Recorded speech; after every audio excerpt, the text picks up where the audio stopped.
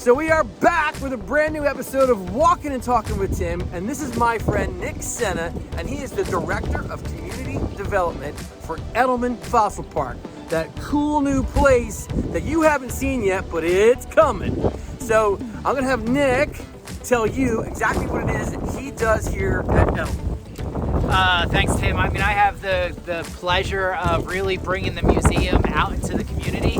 So we're excited to open our doors in late March, but for now, you'll see me out and about at all sorts of events, community events, special events in a lot of our parks and with our partners. And again, I get to share the good word and what we're doing here and what everyone can expect and invite the community in to join us. And so Nick's a people person, right? So Nick's been doing this for a long time, this kind of work. I know you told me you went to Stockton College. Right. You worked at Seton Hall. You worked at Stockton, and you also worked at Spirit. That's right. And now you're here, obviously. So, but one of the things I think that's pretty cool about your story was that one of your first jobs was at Stockton, where you met your wife. I did. Yeah, we worked together at Stockton. So let's talk about how you met your wife. We had a position open in the fundraising office. One of my responsibilities and specialties is in fundraising, and she applied for a job. She was coming right out of grad school, so I was the hiring manager at the time. Funny story, she was up against another candidate, and I chose the other candidate and have not lived that down a day in my life. I did apologize to her during our vows, but luckily, fortunately for me, my boss at the time overruled me and ended up hiring her. So you put that in your vows, and she still married you. She did. She still said, "Yeah, I do." So that's a good sign. She's definitely my better half. Yes, she's forgiving. It's a good thing. That's right. So the other couple things that we talked about were, so number one, like you said, you are this people person. You told me your quote. You said, "Every stranger is just a friend I haven't met yet." And I thought that was my favorite thing that you said the entire time we were walking around. And so talk a little bit about why you really like meeting new people so much. Yeah, I mean, I consider myself a lifelong learner. It's why I love being here, working at the museum. I think everyone has something that they can teach others in this world. So with this job, I get the opportunity to go out there and connect and talk to people from all walks of life with all sorts of backgrounds, gain a little bit of knowledge from them, and hopefully, make myself and the world around me a little bit better as a result. So it's fun. I'll talk to anyone who's willing to listen. Sometimes I'll talk a little bit too long, but I love it. Yeah, but what's interesting about you is you also said that when you go home, you like to kind of deaden things. You want to silence things a bit, right? Yeah, I grew up, my dad's a master carpenter, and I always joke that we grew up without kitchen cabinet doors, because at the end of the day, when he would come home, he wouldn't want to work on his own house. So I feel the same way. I talk to people all day long, so when I go home, it's nice to just relax and shut the world out, which is why I love being out in nature and being at home in my backyard with my little 2.5-year-old boy. Hi, Ryan. That's where my happy place is when I'm not at work. So let's jump into that too. So you're married, you got a 2.5-year-old son, and one of the things you said was one of your favorite things to do is to go camping, is to be outdoors. Yeah. You're an outdoor man. Yeah. Yeah, always have been, love nature, grew up camping, grew up in the Boy Scouts. My dad, was a hunterman, fisherman, so, I don't do much of that, but he always had us outside. I do love being on the boat. So now any opportunity we can, my wife and I, pack the truck and we're out camping as much as possible. Getting my 2.5-year-old into it though. Right now, we're gonna U-turn here. Right now he wants the comfort of his crib, so haven't gotten him outside a whole lot just yet. Well, you also said, you told me the story about you taking your son camping, so that was interesting too. Yeah. So fill him in on that one. Yeah, we checked the weather, but probably should have checked it a little bit harder. And it was great during the day. We went down to the Pine Barren, so it was like a giant sandbox for him. But when that sun went down, it got pretty cold. So he was not a happy camper, literally. So yeah, he was doing the time. So at about midnight, we're packing up camp in the complete dark to get back home because he wasn't gonna have a good night's sleep. Nah, that's never good, especially when you have a 2-year-old. Right. That sort of thing. So now the other thing you said was that, you said everything outdoors is the thing that you like the most, right? So the other thing I thought was cool was you like barbecuing. Oh yeah. Right? Is that so what's your favorite thing to barbecue when you're just home and you're just, whistling Dixie, everything's all good and you're out back doing it. So what's your favorite thing to make? I love making ribs. Love doing wings on the smoker. Pretty much anything on the smoker.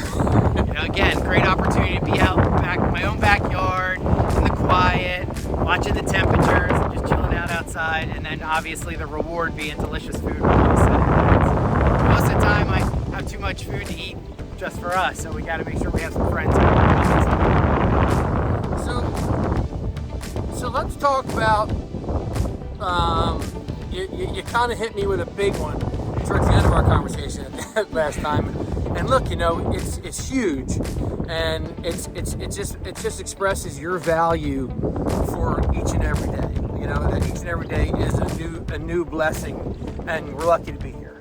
So you have a story, and I think it's absolutely, it's incredibly impactful, and probably would help a lot of folks to hear how you dealt with, what happened to you. So if you want to share, it's up to you. Yeah, when I was 18 years old, I was a senior in high school, was getting ready to, pack up my bags and head to college. And one of the final trips we were going on before the school year ended, my family decided we were going to go out to Ohio to see my Aunt Patty and Uncle John for Easter. And so I was a passenger in the car. My entire family, including the dog, was in there, and we were driving down a turnpike. My dad was driving, and there was a car parked on the side of the road, a woman who was on her way to her grandmother's funeral. She pulled back out onto the road without looking at her surroundings, and before we had a chance to react, we unfortunately slammed into the back of the car, probably going 65 or 70 miles an hour, and my side of the vehicle took the brunt of it. Luckily, my dad and my brother and even the dog and myself, we didn't sustain any injuries that would be lasting, but it took the life of my mom almost instantly. So I was asleep in the car at the time. I didn't actually see it happen, but it makes you think about every day being precious. I asked her for a Twizzler, fell asleep in the back of the car, and woke up and never got an opportunity to see her again or say goodbye. So it has given me a new perspective on life. I think folks that I have talked to, you see them take two very distinct paths, especially when you're 18 years old.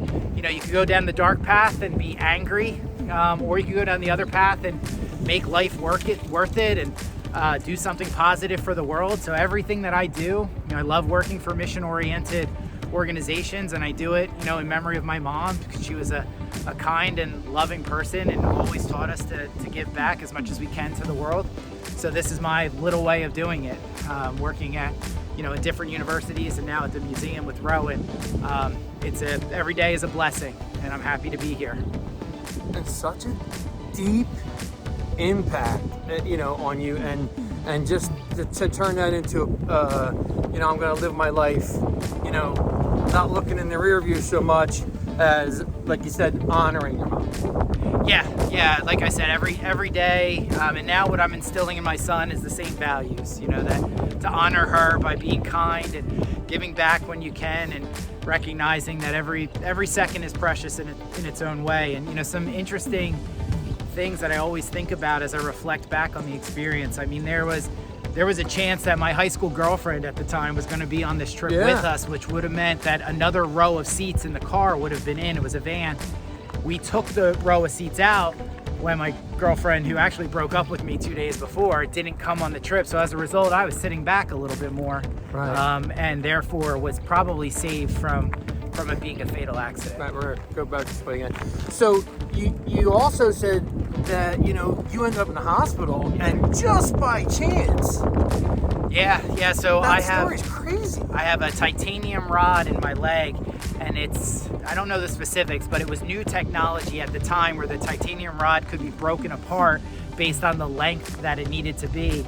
And a surgeon out of California, I believe, had created this technology. And he just by chance was in Wheeling, West Virginia, the middle of nowhere, at the hospital, training their surgeons on how to use this technology. So he scrubbed in and was able to use that in my leg. So I always joke I should have become a kickboxer because I have a titanium shin bone, so I could have caused some damage, but went the more passive route. Yes, exactly right. But still, I mean, I got to be honest with you. So Nick and I walked last week, and it was way too windy to do this recording. So I've been sitting on this information for about a week, and ever since you told me that, it's given me new perspective. So every time something happens, I think, man, it always could be. Things could be way worse, Right. A lot of worse things could happen, and I think when all the little things happen to us in life, and we go, damn it, why is this happening to me? You got to stop and go, this really isn't that big a deal. Yeah. That's what you said to me too. It's very true. And I just think that's a huge thing for a whole lot of people out there that are taking things real serious, right? Especially right now. There's a lot of nervous energy going on, right? For sure. And listen, man, try to enjoy life, right? That's right. Take a break, come and see some dinosaurs, maybe do a fossil dig. Enjoy life, because it could be a lot worse for all of us. And so speaking of that, let's talk about the fun stuff. So what is the really fun stuff that's going on in this? Because I didn't say it, but we're actually kind of walking the path around the fossil park. But what is going to be so fun to do here? Talk about that. Yeah, I mean, this museum is, for one thing, it's unlike anything else in the world, and really could exist nowhere else in the world. We're walking around a quarry that has the only location that has the fossilized evidence of an entire collapsed ecosystem that shows the asteroid. Yeah, do it. There you go. So there's the quarry behind us. There's the museum. And that's the quarry right there. So if you come here, you're literally standing amongst bones that are 65 million to 66 million years old, never been touched by any human, ever seen by another human. You get to actually dig for your own fossils. We'll help you identify them. We'll clean them up and package them for you, and you get to take them home with you. Talk about a transformational experience, right? And according to Dr. Lagavera, 66 million years is really not that long. No, it's a blip in time. If we boil down the entire history of the planet to a 1,000-page book, we think of dinosaurs as being really, really old. Dinosaurs don't appear in that book until page 951. We're like a period or something like that. We're like the last five, like civilized humanity, the last 10,000 years of human history is the last 5 letters of the last word of that 1,000-page book. So the metaphor we say is, if you wanted to learn about a 1,000-page book, you would never just read the last word. You'd have to read the entire book. So that's what we do at the museum. We tell a bit of that story. Yeah, and listen, I've been through this place a few times, and since you guys have started here, and it is off the charts. It's like, it's the Guggenheim for dinosaurs. It's insane. Nothing but the best. It literally is nothing but the best. It's absolutely gorgeous, and you're going to come here and you're going to wonder, how is this even in South Jersey? But it is. It is. And that's what's so exciting about it. And that's what's so exciting for South Jersey and for this entire area. So if people want to get a hold of you, and if people want to find out about the park, how do they do that? Yeah, so our website right now is efm.org. On that website, there's a form you can fill out at the bottom so you can join our mailing list. We'll send out all sorts of updates of when tickets go live, when the actual open day is, all the information. You want to have a special event here, want to get married here, we can do it all. So we invite you in. We're expecting more than 210,000 people a year to walk through those doors. Very nice. We want it to be you. There you go. Listen, brother, thanks for being on. My pleasure. And to all of you out there, keep on walking, keep on moving.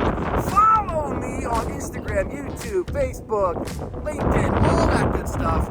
And listen, again, keep on moving, keep on walking. Get out there if you can, all right? So listen, we'll see you next time on Walkin' and Talkin' with Tim. Peace, y'all.